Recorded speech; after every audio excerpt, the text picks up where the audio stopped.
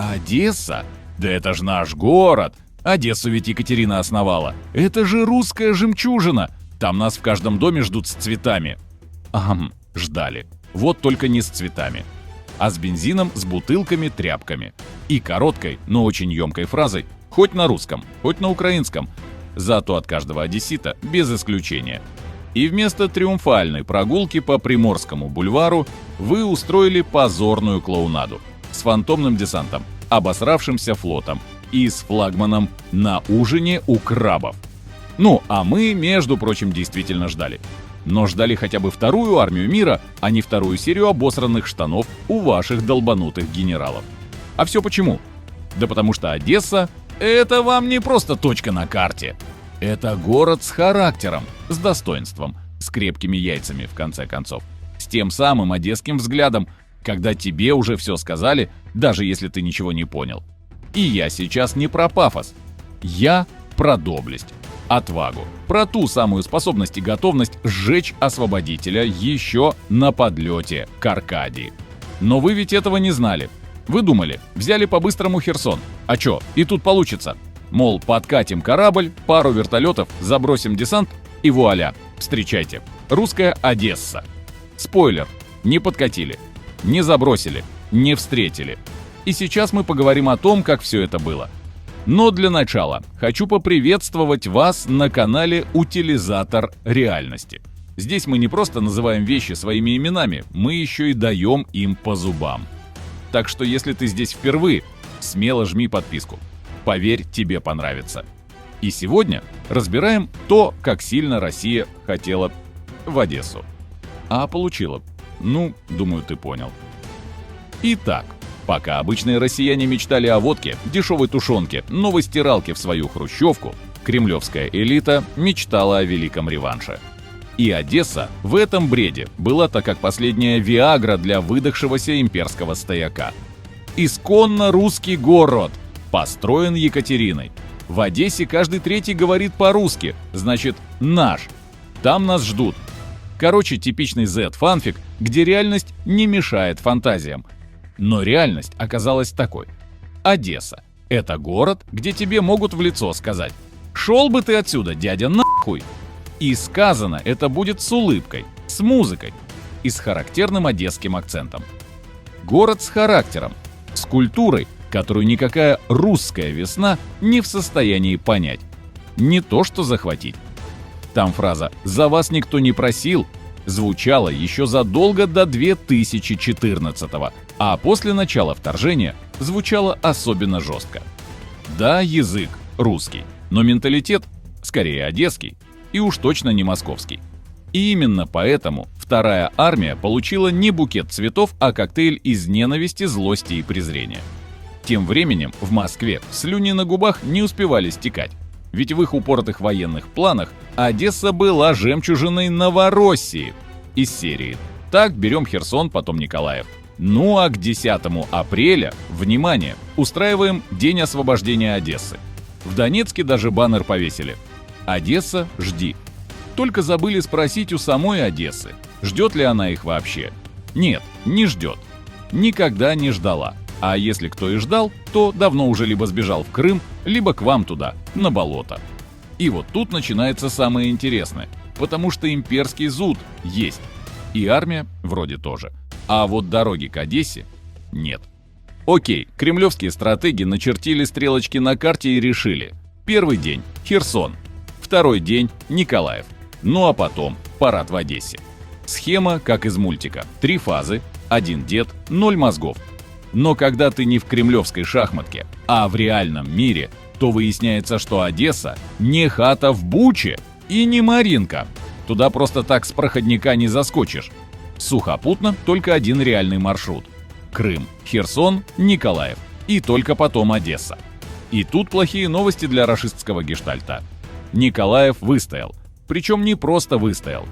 Там вообще, должен вам сказать, живут довольно-таки суровые ребята. Николаев в своей спокойной, четкой и немного даже хамской манере разъебал все, что к нему лезло. Чуть не забыл. Были еще влажные мечты зайти с запада, через Приднестровье.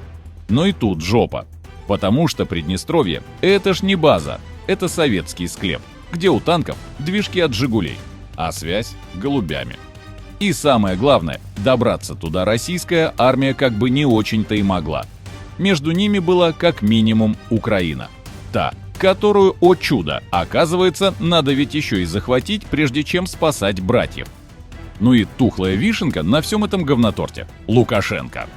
Наш любимый бульба-фюрер, в лучших традициях анекдота, во время заседания показал карту с боевыми действиями и пальцем ткнул. Вот здесь из Крыма идет стрелка на Одессу, а вот здесь морской десант.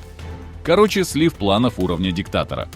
Россия хотела захватить Одессу и с суши, и с моря, и даже, не удивлюсь, если каким-то телепортом. Результат – ровно 0. Стрелки на бумаге есть, а дороги на фронте нет.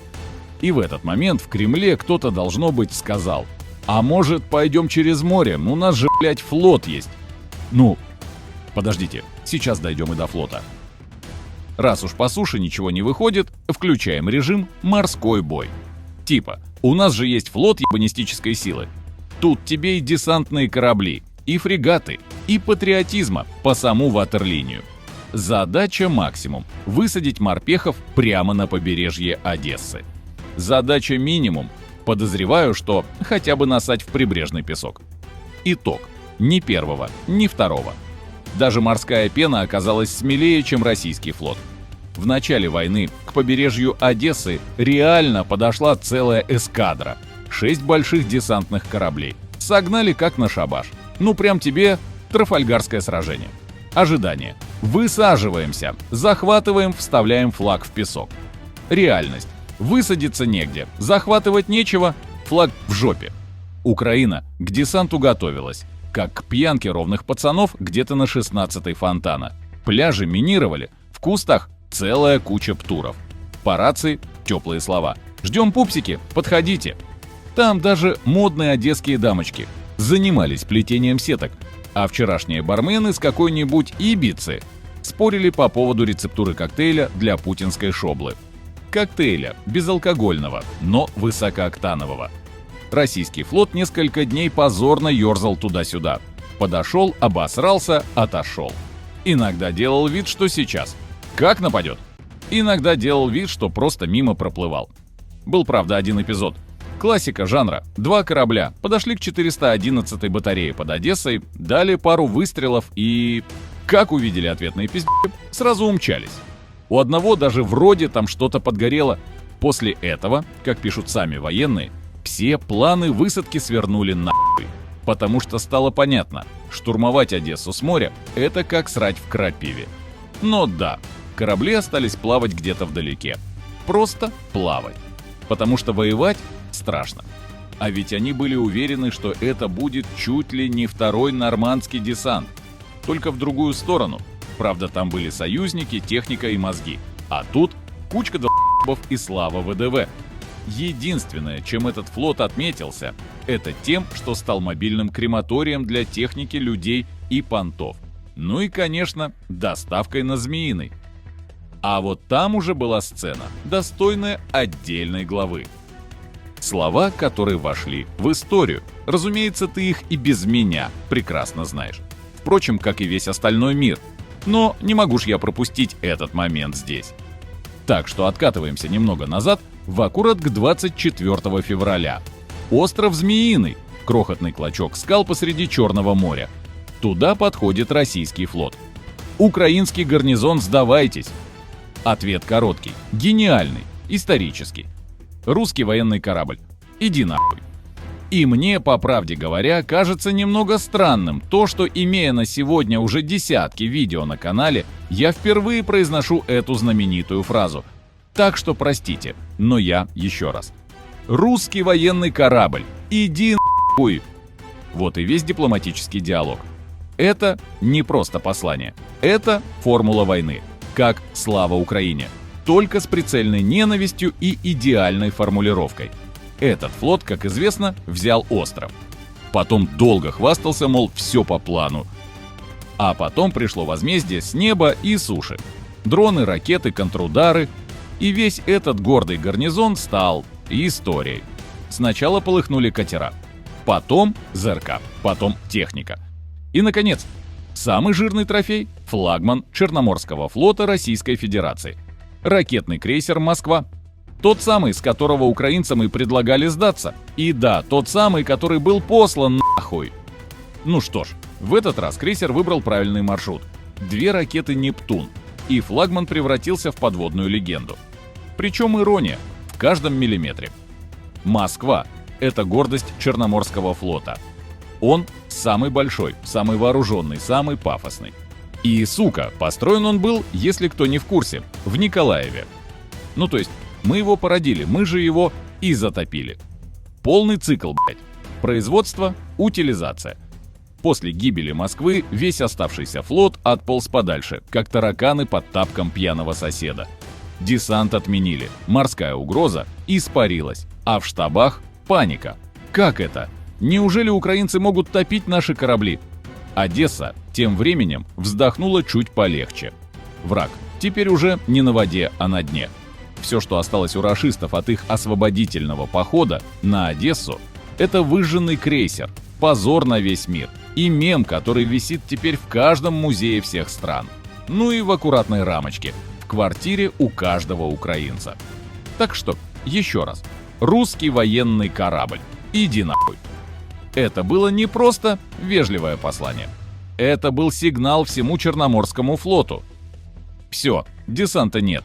Москва на дне. Черноморский флот прятался сначала где-то в Крыму, ну а потом в значительной степени тоже пошел ко дну. А те корабли, что остались, до сих пор вздрагивают от слова «Нептун». Ну а Одесса, она стоит. И с каждым днем все злее, все увереннее. А что там российская пропаганда? Мы еще вернемся. Одесса ждет освобождения. Сейчас не время, но мы планируем. Короче, включился режим, бросили специально.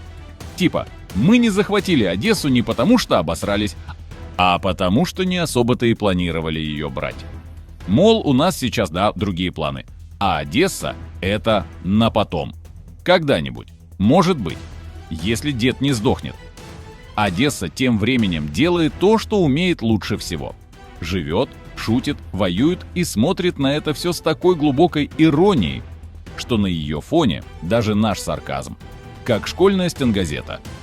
Правда, время от времени на российских ток-шоу дрожащие эксперты блеют: нельзя же вот так оставить Одессу. Это ж порт, это ж культура. Какая, блядь, культура? У вас культура — это Лепс под фонограмму и Газманов на танке. Еще говаривают, без Одессы и Николаева мира быть не может. Да неужели? Одесса — это не территория, это идентичность. Туда танками не заезжают, туда с душой надо. А у вас одна ссаная душонка на всю вашу армию, да и та в формалине. Все, что у вас есть, это стрелки на старой карте Лукашенко. Ну и какой-то очередной истеричный Z-блогер, который плачет: «Я не пойму президента, если он оставит Одессу». Ну тогда готовился бы ты заранее, дурачок. Ведь не просто оставит, а даже рядом не подойдет. Так вот, была у них мечта. Одесса — наш город. Возьмем за пару дней. Нас там любят. Это ж Екатерина. Это ж русский дух. Это ж порт, флот, красота. А вышла очередная обосрация, паника и мокрые трусы у флотилии фантомов. Херсон заняли, но что-то пошло не так. Николаев, как бы так помягче сказать. Короче, отсосали. Одессу же даже не понюхали. Пробовали по суше — облом. Через Приднестровье — маразм. С моря, ну, про крабов даже шутить уже стало скучно. Остров Змеиный потерян. Ну а ракеты «Нептун», поверьте, там с ними все еще даже лучше стало. А вместо парада — баннер на Приморском, где 3 слова и 1 палец. И в этом вся суть. Вы не поняли Одессу, и за это знатно отгребли. Вы хотели праздник, а получили фразу, которая навсегда осталась в вашем позоре. Вы хотели, чтобы одесситы вышли с хлебом-солью, а они вышли с коктейлями и характером. Вы хотели переписать историю, а она вам, короче, по лбу. Одесса жива. А вы можете продолжать чесать языком на своих шоу, можете вешать новые стрелки на карты и мечтать, как бы это все переписать. Но итог, он простой. Хуй вам, а не Одесса. И на всякий случай с припиской «Навсегда». Ну а вы были на канале «Утилизатор реальности», месте, где даже вторая армия мира перестает быть страшной, а она начинает быть смешной. Если зашло, с вас лайк, коммент и обязательно отправьте ссылку на этот ролик своему другу, кто живет в Одессе, ну или хотя бы тому, кто любит этот город. Буду рад вас видеть в наших следующих выпусках. И помните, с нами не просрешь.